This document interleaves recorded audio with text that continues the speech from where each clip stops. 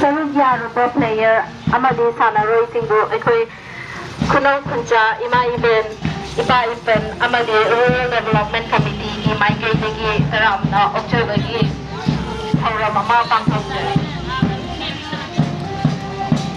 hai be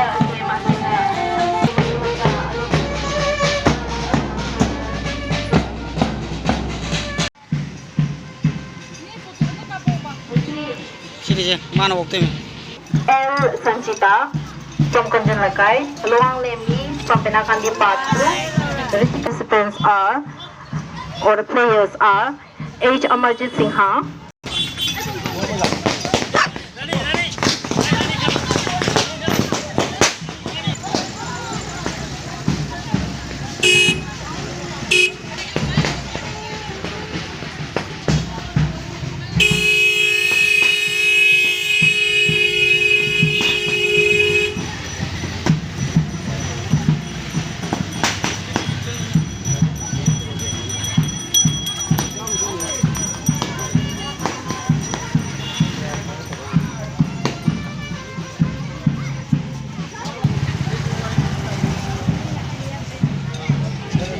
cameraman you know. Kari news channel kino.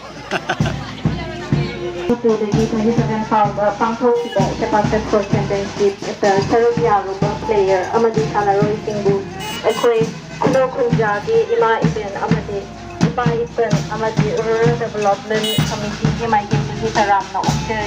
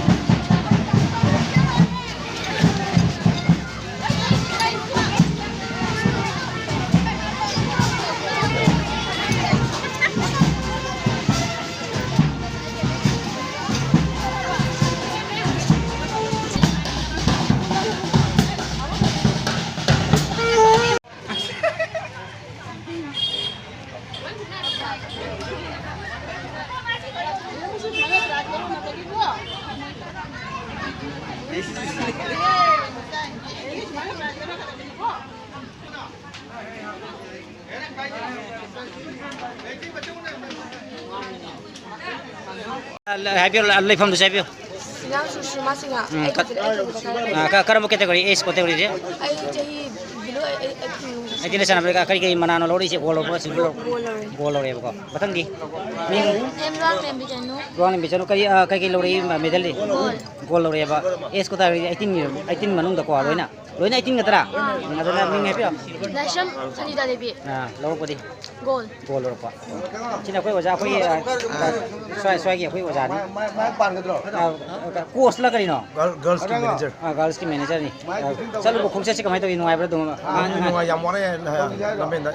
I did being the Angang Massaging Yawuna. Then the Tumapang Kada. Mapanagi is some from those Chancellor. We Tumapanga, Gato, whatever. Medal Ropaki Chang Sigi, Yinguraga, the command we our Kandi. I saw him happy or come to say, I haven't happy. She is again. She is again. From Japan, Biaco. Kadi no Lauricia, gold, silver, gold and Roconaco. Yes, Catawari, when I think in Manila. Under 19. Ming happy. Kero hitching up. Kisino. Kongam.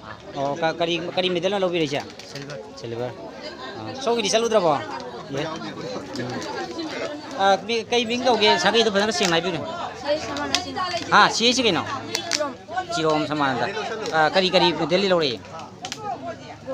Gold Ropana.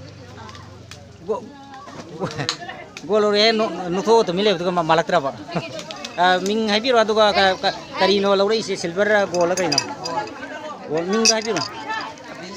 Abhijit. President Sagi to sing I was Meisnam Abhijit. That's about gold. My presentation I have got. Sagi Ming Adaro. Chirom Malem. Gold silver Lorija.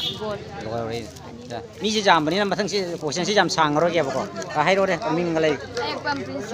Ayekpam Prince. Kain no lori sia. Gol lori. Em je kain no. Mutum mamar je singa kain no lori sia. Lori sia. Matang hai ko. Kumangan bawa. Kumangan. Kain no mau gol silver lori. Silver. Matang jai ro. Chirom gotong singa gol na lori sia ko. Misi jam ni na wahang jam sang orang kia. Ko. Matang jawab tentang furniture pam gori sana resep.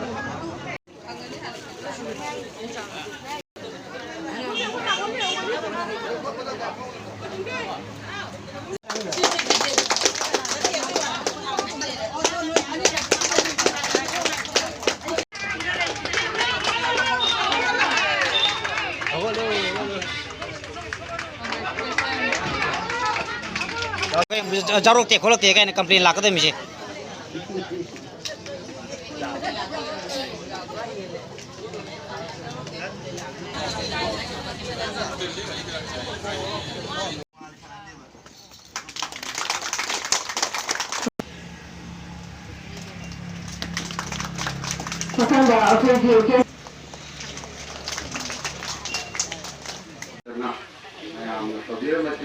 ꯊꯥꯒꯠꯆꯩ ꯑꯗꯨꯕꯨ ꯃꯌꯥꯝꯗ ꯑꯁꯤꯗꯒꯤ ꯆꯠꯈꯤꯕꯒ ꯍꯜꯂꯛꯄꯒꯤꯒ ꯃꯗꯒꯤ ꯑꯋꯥ ꯅꯨꯡꯉꯥꯏꯅꯤ ꯃꯁꯤꯒꯤ ꯃꯌꯥꯝꯗ ꯄꯥꯎꯗꯝꯖꯒꯦ ꯑꯍꯥꯟꯕꯃꯛꯇꯗ ꯑꯩꯈꯣꯏ ꯑꯉꯥꯡꯁꯤꯡꯁꯤ ꯌꯧꯋꯦ ꯋꯥꯔꯦ ꯋꯥꯔꯕ ꯃꯇꯨꯡꯗ ꯄꯊꯥ ꯄꯠꯊꯔꯛꯄ ꯌꯥꯎꯕ ꯑꯗꯩꯗꯤ ꯅꯣꯡꯉꯥꯜꯂꯒ ꯑꯩꯈꯣꯏꯅ ꯄ꯭ꯂꯦ ꯁꯥꯟꯅꯕ ꯃꯇꯝꯗ ꯅꯨꯄꯤꯒꯤ ꯂꯥꯛꯄ ꯃꯇꯝꯁꯦ ꯑꯩꯈꯣꯏꯅ ꯂꯣꯏꯅ ꯑꯩꯈꯣꯏ ꯒꯣꯜ ꯂꯧꯒꯗꯕꯅꯤ ꯑꯗꯨꯕꯨ ꯑꯉꯥꯡꯁꯤꯡꯁꯦ ꯑꯩꯈꯣꯏꯒꯤ ꯀꯣꯛ ꯉꯥꯎꯔꯛꯄ ꯑꯗꯒꯤꯗꯤ ꯉꯁꯥꯏꯒꯤ ꯃꯁꯥ ꯄꯠꯊꯔꯛꯄ ꯈꯣꯡ ꯍꯥꯝꯕ ꯌꯥꯎꯕꯗꯒꯤ ꯑꯩꯈꯣꯏ ꯂꯧꯕ ꯉꯝꯍꯧꯗꯦ ꯂꯧꯕꯗꯤ ꯌꯥꯕ ꯄꯣꯏꯟꯅꯤ ꯄꯣꯏꯟ 10, 16ꯅꯤ 16ꯁꯦ ꯑꯩꯈꯣꯏꯅ ꯏꯍꯥꯟ ꯍꯥꯜꯂꯤ मधुगा अनांगे साना साना स्मदना मददगी हैदाक्सी पिजरगा कललगा फराबा मत्रिबा देगी ओआरएस पिसतना सुमाइना केन सानाले मरमदी कइगरगा कोइना लमसे सिबगी लापना चलगा आदा सानारुबनिना यमनो वाइ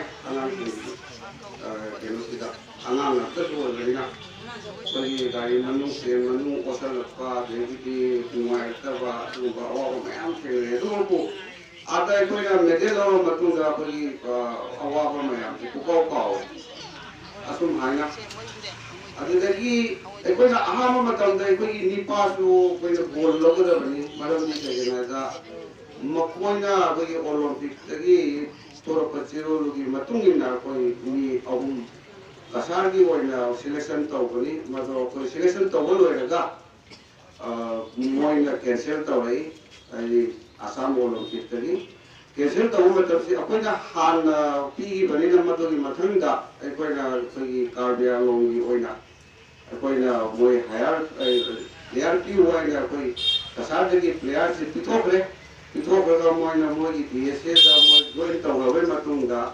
jadi aku si pilih pergi apa minggu kaina, so amu anak si Lihat sih aku yang mulai hari macam tadi, already mami kita kerja roya tadi, aku itu kan kedua ini.